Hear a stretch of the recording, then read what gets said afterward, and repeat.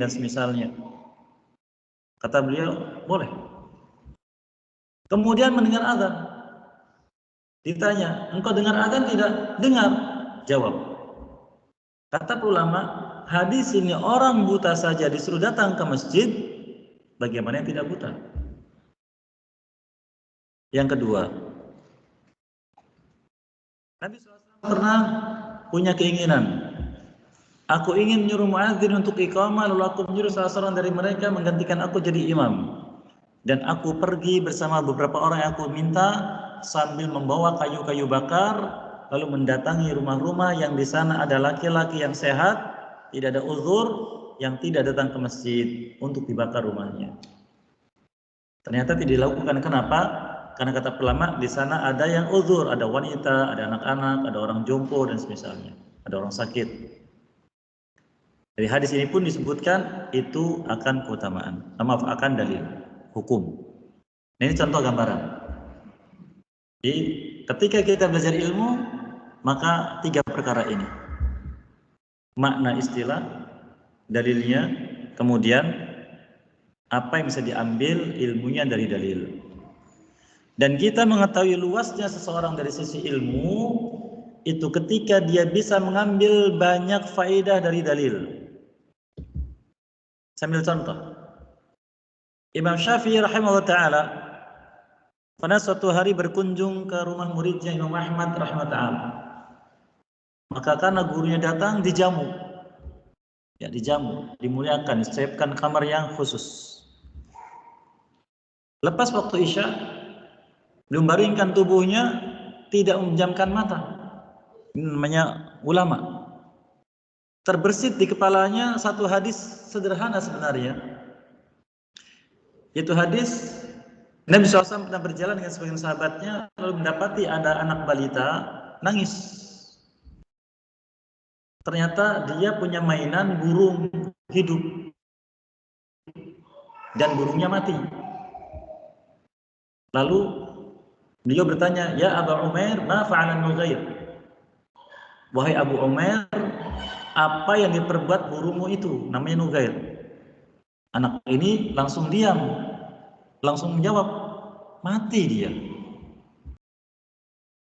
Dari hadis ini diambil faedah sampai 70 faedah. Dan beliau sampai subuh tidak tidur. Di antaranya faedah ini sebagai gambaran faedah bahwa yang banyak disebutkan untuk solusi anak nakal, anak bandel dengan metode hipnoterapi. Ini contohnya di sini. Anak ini sedang sibuk dengan menangis. Nabi SAW mengalihkan perhatian. Wahai Abu Umair. Abu Umair itu namanya kunyah bahasa Arab. Biasa dipanggilkan kepada orang dewasa. Anak kecil dipanggil Abu Umair, dia bingung. Abu Umair siapa? Tidak ada orang lain dengan saya. Oh, berarti saya. Maka pikiran sedihnya hilang, berpindah pada pikiran yang lain. Ini yang pertama. Yang kedua, maf'alan nughair. Nughair, apa yang dia lakukan? Dia kan lihat burung ini mati, kenapa ditanya? Maka akalnya berproses, memikirkan apa jawaban yang harus saya sampaikan, sehingga kesibukannya yang sedih itu hilang dengan jawaban-jawaban tadi. Banyak faedah diambil oleh Imam Syafi'i rahimahullah ta'ala dari hadis yang sederhana ini. Nah, itu contoh ulama. Nah, kita mengetahui orang ini alim atau tidak, luas tidak ilmunya, bagaimana dia beristinbat faedah dari satu dalil. Ini contoh. Baik, mari kita masuk. Yang pertama al-ghuslu. Al-ghuslu maknanya dalam bahasa Arab ta'mimul badani bil ma', yaitu menyiramkan air ke seluruh tubuh. Itu makna mandi dalam bahasa Arab. Adapun secara syariat maknanya istilah mandi itu menjadi istilah ibadah. Namanya istilah dalam syariat. Istilah bahasa artinya asal usulnya. Ini saling terkait. Yaitu kata beliau, ghuslul jasadi kullihi bima'in tahurin. Yaitu menyiramkan jasad dengan air seluruhnya. dengan air yang suci dan mensucikan. Nah, pembahasan air sudah kita lewati di awal pembahasan. Ala sifatin makhsusatin, dengan cara yang khusus, ala wajib ta'abbud lillahi azza wajal, dalam rangka ibadah kepada Allah. Dalam rangka ibadah kepada Allah.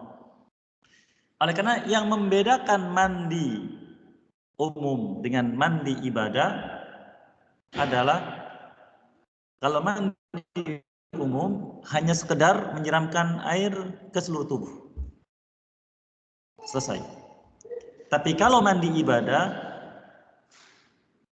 rukunnya ada dua. Ada niat dan ada kegiatan menyiramkan air ke seluruh tubuh. Nanti akan dijelaskan insya Allah seluruhnya.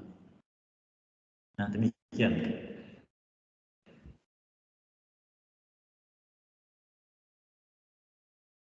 Ketika mandi janabah ada sifat yang dijelaskan. Kemudian dalam rangka ibadah kepada Allah. Mandi ibadah Ustaz? Iya. Sebagaimana kita sudah sebutkan faedah bahwa tidak ada kegiatan manusia pun secara sadar. Kalau tidak sadar lain. Orang yang mengigau tidak sadar, maka tidak dinilai, dimaafkan. Setiap kegiatan manusia dengan sadar, maka dinilai oleh Allah. Apakah nilai baik atau nilai buruk. Termasuk yang dalam ilmu fikih ada perbuatan hukumnya mubah. Sebagian orang menganggap mubah itu tidak ada nilainya. Karena boleh. Kalau kata ulama akidah, mubah ini ada nilainya.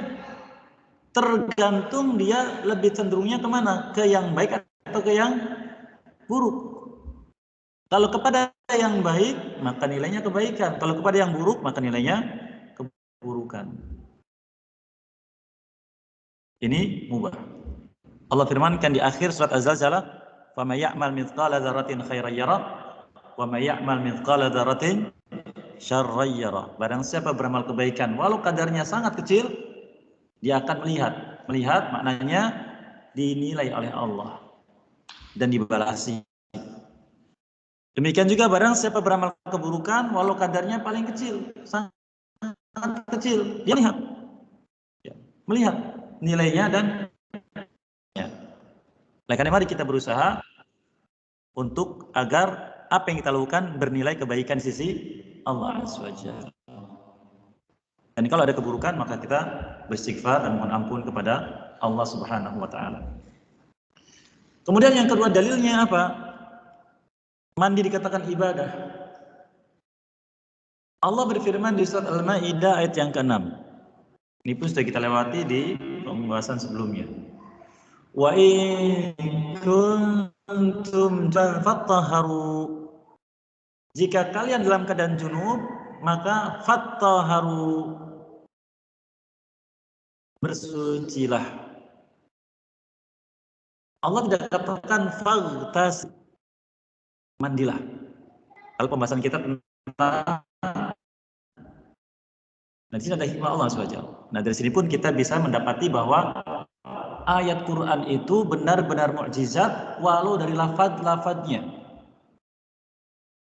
Karena ternyata suatu saat seseorang itu tidak mendapati air, atau air ada tapi dia terhalangi menggunakannya, atau tidak cukup, lalu dia junub. Mandi tidak.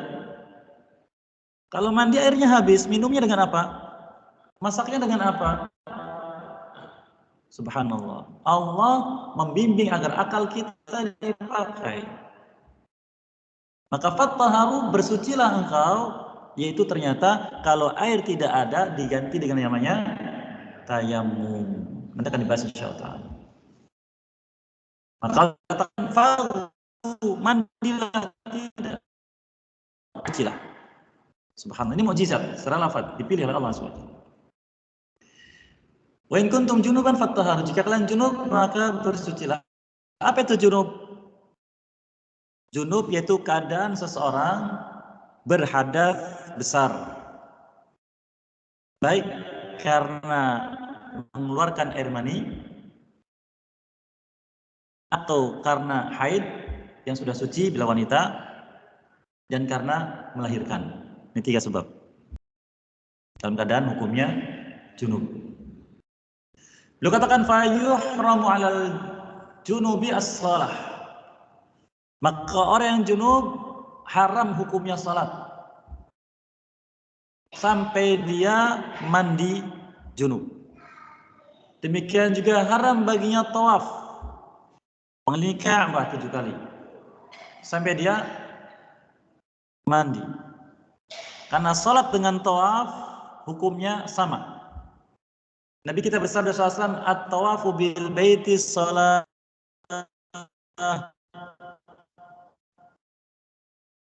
itu hukumnya hukum. Ya. Illa anna Allah abaha fihil kalam. Tetapi Allah membolehkan ketika tawaf untuk ngobrol. Itu bedanya. Samanya di mana? Kata sebagian ulama, yaitu samanya adalah wajib dalam keadaan suci, dan itu syaratnya. Sehingga apabila baru 3 putaran batal, sama seperti orang yang sholat baru 3 rakaat sudah batal. Harus wudhu lagi. Kalau wudhu lagi nyambung sholat atau diulangi dari awal. Ya, walaupun dalam masa tawaf ulama beda. Tawaf itu sama dengan sholat, maka suci itu syaratnya, maka ketika batal diulangi lagi putarannya. Nanti pembahasan khusus di pembahasan haji.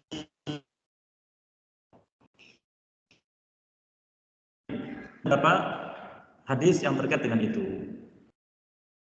Lalu apakah yang menyebabkan? Karena dalam kaidah, nah walaupun kita awam, kita perlu tahu kaidah-kaidah. Karena Islam itu amalannya dibangun di atas dalil. Jadi pahami kaidah diamalkan dengan batas. Nah, ini pembahasannya di ilmu ushul fikih namanya Bapak Ibu. Sekali lagi dalil difahami dengan kaidah. Kaidah dibatasi dengan batasan. Namanya dawabit. Karena Allah ketika menjelaskan tentang jenis sebagai contoh, Allah sebutkan tentang saum, tentang ibadah saum di surat Al-Baqarah. Allah katakan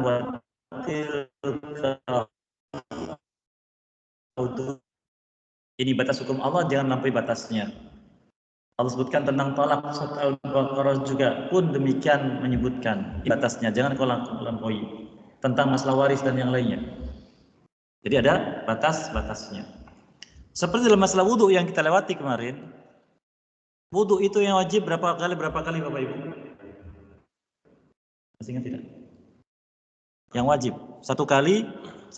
Ini barangkali Bapak Ibu nanti ya Allah mudahkan dan semua kita dimudahkan insya Allah untuk ziarah ke Masjidil Haram, tawafnya batal, wudhunya tidak usah cari kamar mandi jauh-jauh, ya, karena sebagian menyuruh keluar dari masjid jauh, susah lagi masuknya. Kami biasa menyuruh Bapak Ibu di pintu itu ada galon-galon air zam-zam, wudhu dengan air itu. Ambil 1 gelas, ya, cuci tangan 1 kali, tuangkan sedikit, lalu berkumur dan istinsyak 1 kali, lalu tuangkan lagi, cuci muka sekali, terus begitu. Cukup 1 gelas atau 2 gelas kalau kurang misalnya. Nah, 1 kali. Kemudian yang sunnah 2 kali, maksimal 3 kali. 4 kali ini namanya israf, melampaui batas atau hulu. Dan Nabi bersabda SAW, halakal mutanatti'un, celaka binasa orang yang melampaui batasnya. Nah, ini contoh. Baik, apa sebabnya? Kaidah mengatakan al-hukmu yaduru ma'illatihi wujudan wa adama. Hukum dalam Islam ini terikat dengan sebabnya. Ada tidaknya. Ada sebab, ada hukum. Tidak ada sebab, tidak ada hukum. Ini penting kaidah ini. Maka kita mau mandi junub, apa sebabnya? Sebabnya buang angin Ustaz, maka bukan mandi junub, tapi cukup wudu. Yang pertama sebabnya beliau katakan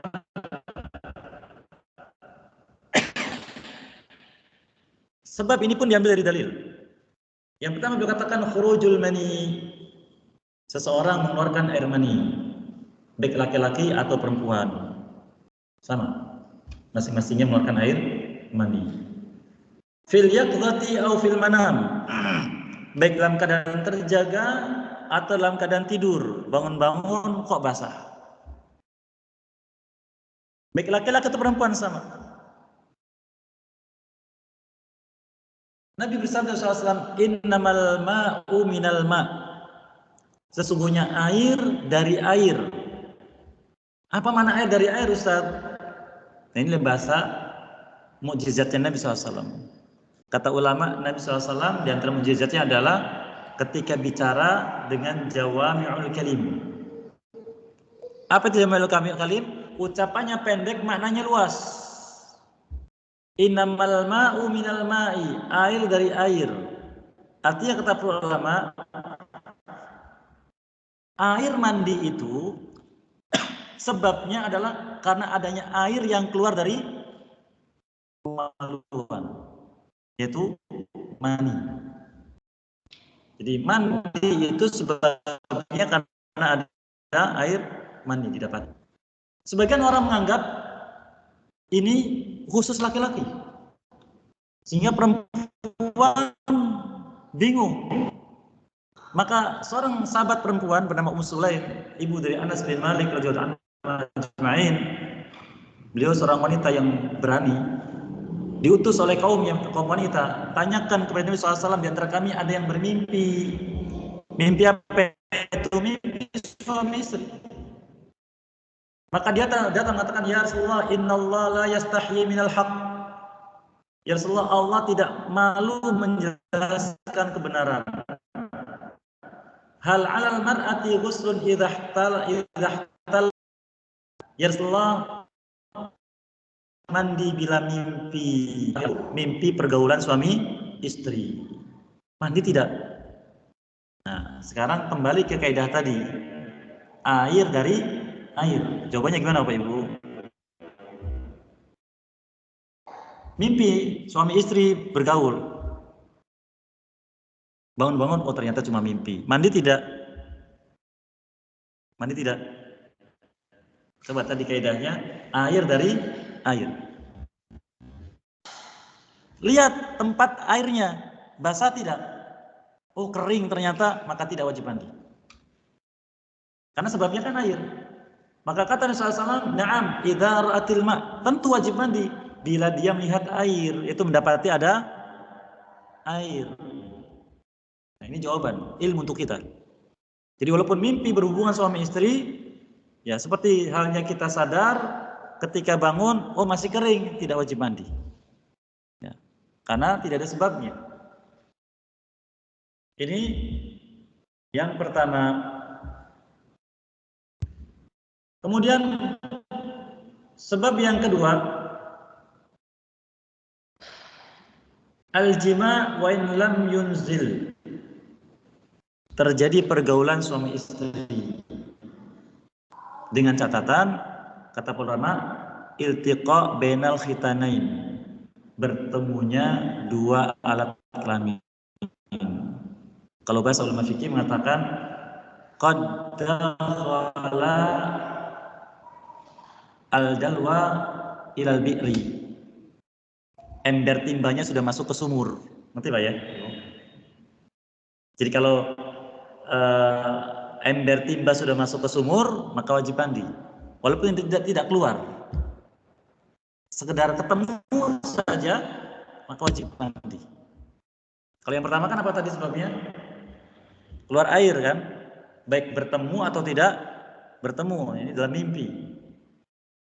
Sebabnya apapun, yang penting ada air mani, maka wajib mandi. Yang kedua ini, bertemu suami istri, tidak sampai keluar, maka wajib mandi. Hal ini Seorang sahabat bertanya kepada Nabi SAW, "Ya Rasulullah, saya bergaul dengan istriku demikian-demikian, wajibkah mandi?" Lalu Nabi SAW menunjuk kepada istrinya Aisyah radhiyallahu anha, "Ana wa hakadha, tsumma." Aku dengan dia melakukan demikian seperti kamu, lalu aku mandi. Ini contoh. Jadi kata sebagian ulama, contoh itu perlu diberikan kembali kepada yang mengajarkan agar yakin. Oleh karena yang namanya orang yang mengajarkan ilmu itu menjadi teladan. Maka kalau seorang mengajarkan ilmu tapi dia tidak mengamalkan, maka ada ancaman khusus dari Allah SWT. Kemudian juga sabda Nabi SAW menyebutkan, "Idza jalasa baina syu'abil arba' tsumma jahada faqad wajabal ghuslu." Apabila seorang laki-laki duduk di antara 4 cabang istrinya, lalu dia serius, maka wajib mandi. Nah, bahasanya kiasan kayak gitu. 4 cabang istrinya. Apa itu 4 cabang? 2 tangan, 2 kaki. Lalu serius, maka wajib mandi. Serius kata ulama yaitu mempertemukan dua kemaluannya. Kemudian berikutnya, yang ketiga,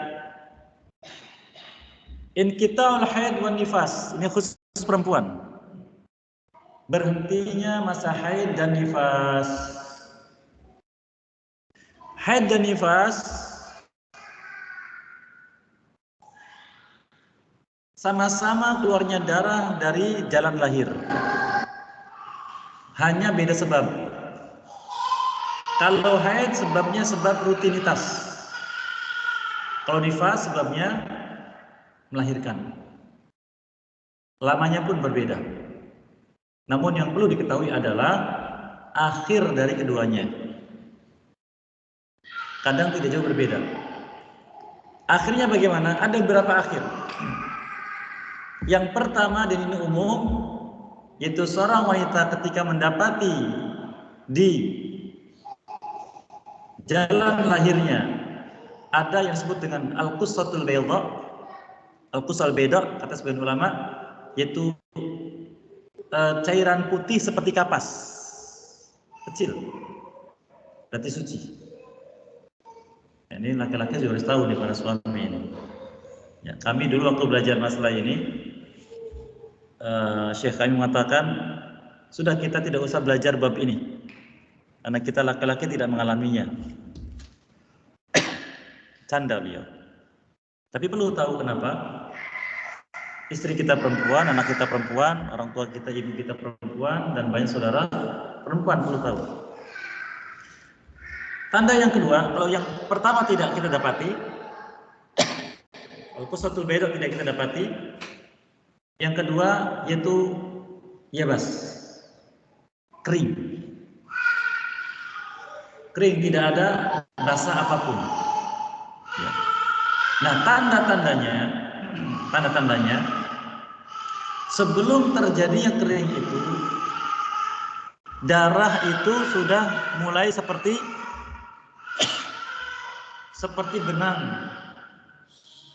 benang di kain, warna coklat tipis yang terlendir putih. Ini tandanya suci. Maka apabila suci, boleh tidak langsung bergaul. Ya. Ulama beda pendapat. Tapi yang kuat tidak boleh. Di surat Al-Baqarah ayat 222 berfirman,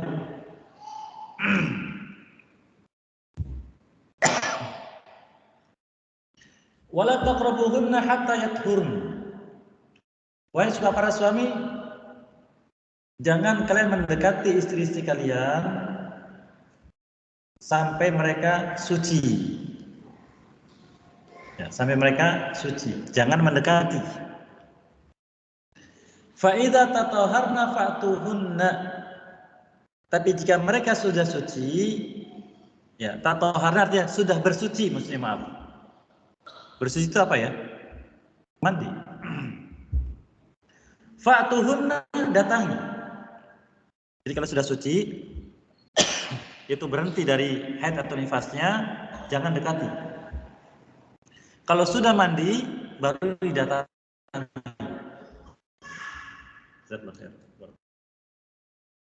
Kemudian katakan min haitsu amarakumullah, dari manapun Allah merintahkan kalian. Nah, di sini mohon maaf kalau saya jelaskan sedikit.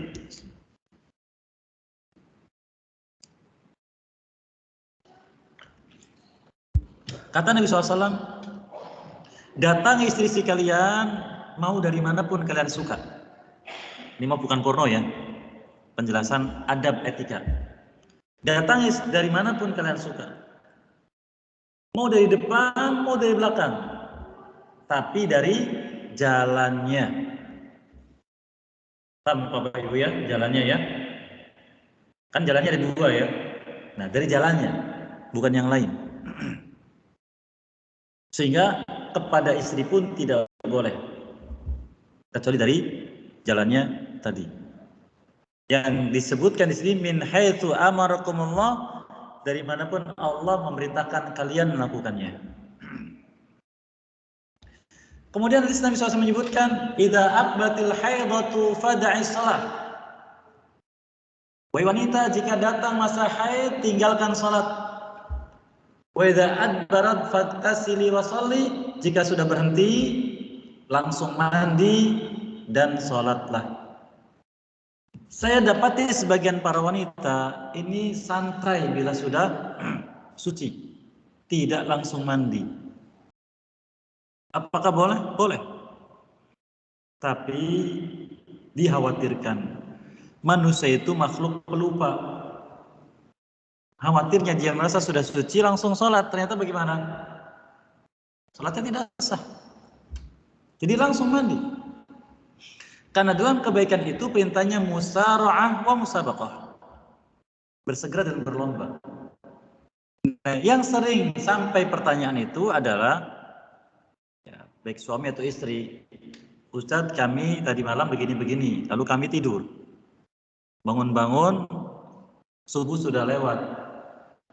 Karena bangun, kesadaran juga belum penuh, disangka tidur biasa. Akhirnya bagaimana? Langsung wudu, langsung sholat. Ingatnya ketika asar. Bagaimana itu? Tidak sah salat zuhurnya, maka harus diulang. Diqadha saat itu juga. Baik, saya sebutkan singkat yang keempat sebabnya orang kafir yang masuk Islam. Ini kebiasaan Nabi SAW menyuruh mandi mereka yang masuk Islam.